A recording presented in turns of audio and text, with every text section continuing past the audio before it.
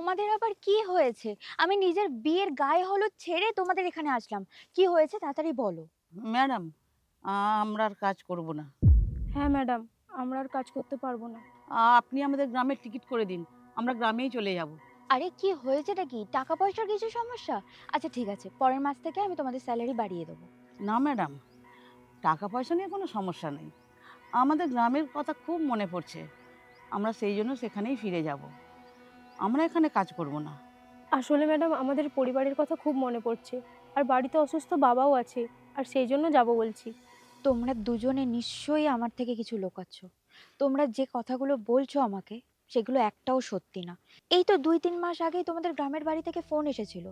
তখন তোমাদের বাড়ি যাওয়ার কথা বলতে তোমরা বলেছিলে না, এখন বাড়ি যাব না। তাহলে হঠাৎ এমন কি হলো? ম্যাডাম, আমি জানি আপনি আমাদের কোনো অসুবিধা হতে দেন না, সব সময় ভালো রাখেন।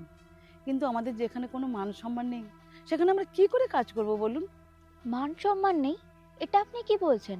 আপনি তো জানেন আমি আপনাকে মায়ের চোখে দেখি। আর তাছাড়া আমি আপনাদের অনেক সম্মান করি।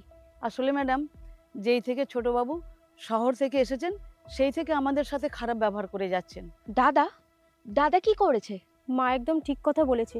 ছোটবাবু শহর থেকে যখন থেকে এসেছে আমার সাথে খারাপ ব্যবহার করে, আর খারাপভাবে গায়েও হাত দেয়, এমনকি উল্টোপাল্টাভাবে কথাও বলে।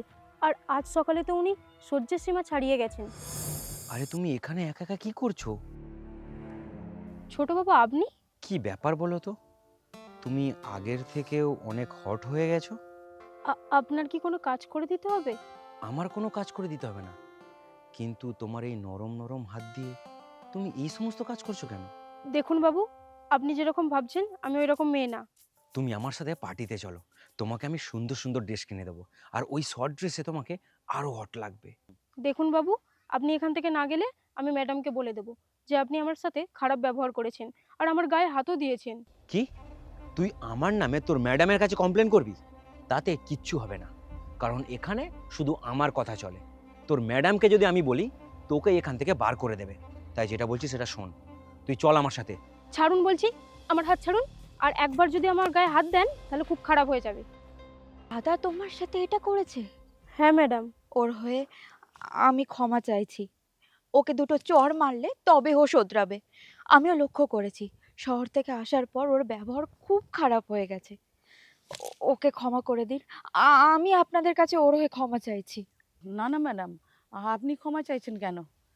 আমি জানি আপনি আমাদের খুব ভালো রাখেন, কিন্তু ছোটবাবু তো আমাদের সাথে খুব খারাপ ব্যবহার করে। তা না হলে কোনো বিষয়ে রেগে গিয়ে আমরা যদি ছোটবাবুর গায়ে হাত তুলি, সেটা তো পরে আমাদেরই খারাপ লাগবে। তাই আমরা গ্রামেই ফিরে যাব। সেখানে গিয়ে যে কোনো একটা কাজ আমরা ঠিক জোগাড় করে নেব। হ্যাঁ ম্যাডাম, মা একদম ঠিক কথা বলেছে। আর আপনি একবার ভেবে দেখুন, যেখানে একটা মেয়ের সম্মান নেই সেখানে কি তার কাজ করা উচিত? আর আপনিও তো একটা মেয়ে, আপনি তো কত বড় বড় কোম্পানিতে কাজ করেন, আর সেখানে যদি কেউ আপনার সাথে খারাপ ব্যবহার করে তাহলে কি সেখানে আপনি কাজ করবেন? প্লিজ, তুমি এইভাবে বলে আমাকে লজ্জা দিও না। আমার খুব খারাপ লাগছে যে আমার দাদা তোমার সাথে এই রকম ব্যবহার করেছে। আর আন্টি, আমি আপনাকে মায়ের চোখে দেখি। আর আমি যখন এখানে থাকি না, সমস্ত লেবারদের দায়িত্ব আপনি সামলে নেন। প্লিজ, আমাকে ক্ষমা করে দেবেন। না না ম্যাডাম, এরকম হাত জোড়া করবেন না। আপনি যখন এত করে বলছেন, আমরা রয়েই যাচ্ছি। কিন্তু ম্যাডাম, এটাই লাস্ট।